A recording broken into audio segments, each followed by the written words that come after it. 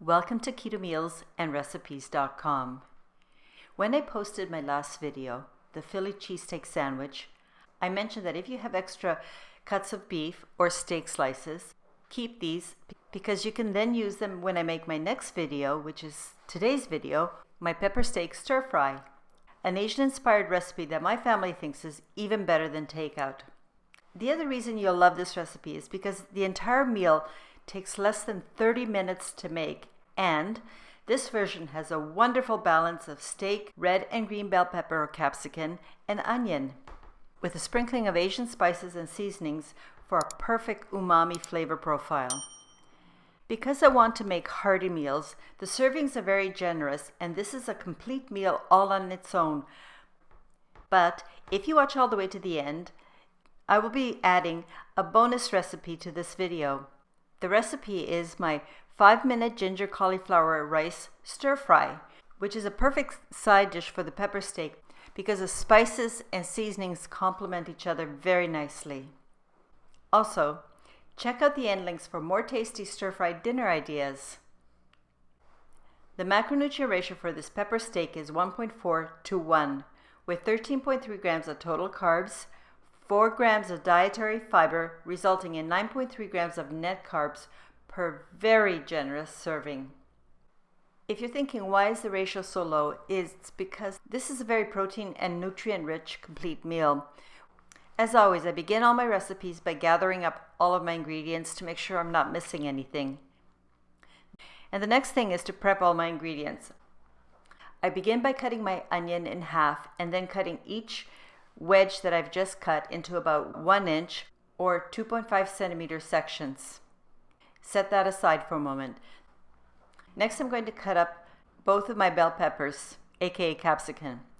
I cut around the center core of the pepper and then remove the seeds and the white membrane. And because I want all of my vegetables to be roughly the same size, I'm going to cut the capsicum into 1 inch or 2.5 centimeter wide strips, which I then cut into equal sized 1 inch or 2.5 centimeter squares. I do this for the red and the green bell pepper. And with this I also set aside for a moment. Now, I think the most important part of the prep, if you're using a whole roast, begin by cutting the roast into thin slices or use your leftover prepared slices. To prepare my meat for a consistent stir fry, I like to get my meat mallet and gently pound the meat as thin as I can, but not so thin that it creates holes in the meat. You really want a nice solid piece of meat, and then just repeat until you have prepared all of the meat in the same manner. And the last prep step is to cut the thin steaks into 1.5 inch or 3.8 to 4 centimeter squares.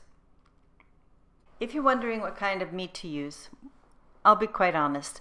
I use whatever beef is on sale, but I try to look for chuck roasts or steaks, sirloin tip or inside round. And as I said, I buy whichever is the least expensive. You'll be pounding it and making it so thin that it doesn't really matter. So save some money here and get whatever is on sale. And for this recipe, I would not recommend a well-marbled, fatty piece of meat. You don't need it, so save your money. The next step is to prepare the marinade, which I put directly into the bowl. Begin by seasoning with salt, then with the black pepper, your sugar-free tamari, garlic powder.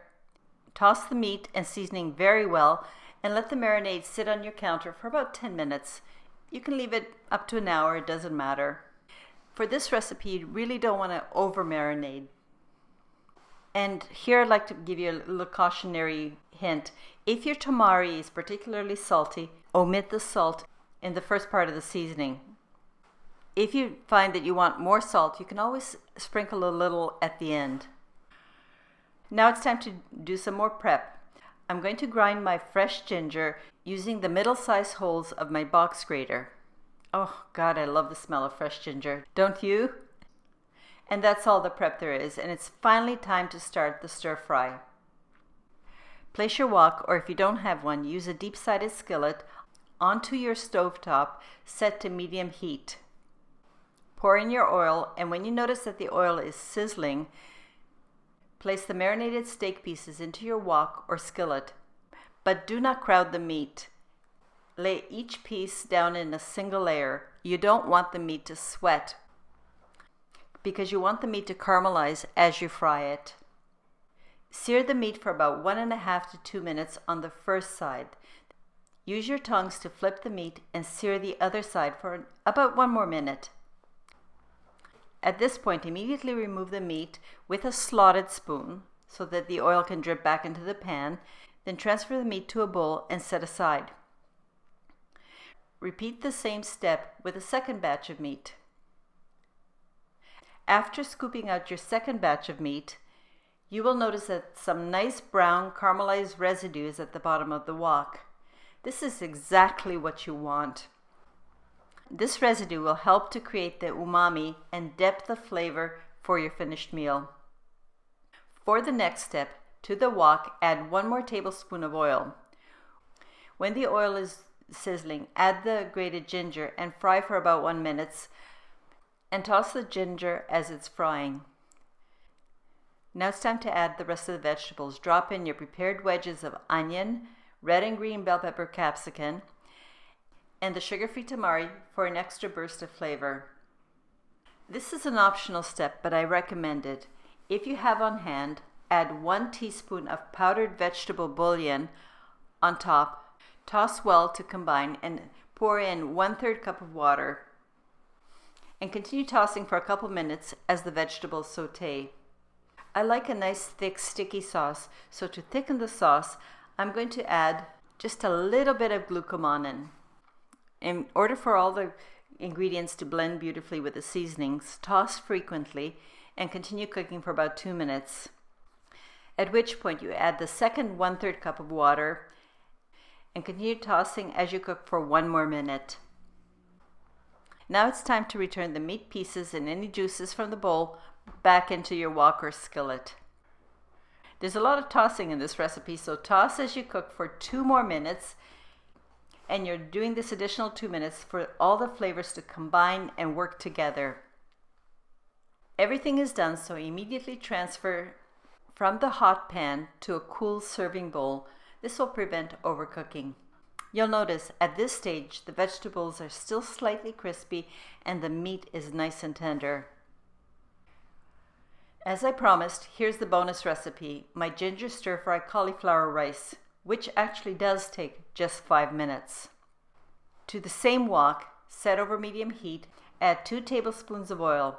When the oil is hot, drop in 3 cups of prepared cauliflower rice. Bigger, chunkier cauliflower rice is better. Season with 1 teaspoon of salt, 1 tablespoon of ginger powder, and toss well to combine. Let everything fry undisturbed for a couple minutes, then toss as you cook for 2 more minutes. And that's all there is. Your cauliflower rice side dish is all done, and transfer this to a serving platter. I find that the pepper steak is a complete and satisfying meal all by itself for me. But if you need a little bit extra, or if you prefer, in my opinion, this cauli rice is the perfect side dish with the pepper steak. I'd really love to hear from you, so please remember to thumbs up, leave me a comment. I absolutely love hearing from you. I hope you'll find this restaurant-style pepper steak stir fry an affordable option that you and your family can enjoy. And if you have leftovers, you can either refrigerate for 3 or 4 days or place into a freezer-safe container and freeze. It thaws nicely and can be reheated either in a microwave or in a wok. Thank you very much for taking the time to watch my video, and please come back and watch my next video when it's posted. Because I do work, my postings are kind of irregular and I apologize for that. But please make sure you're still subscribed and that you have your notification turned on to all. Your support means the world to me. Until next time, have a wonderful day. Cheers!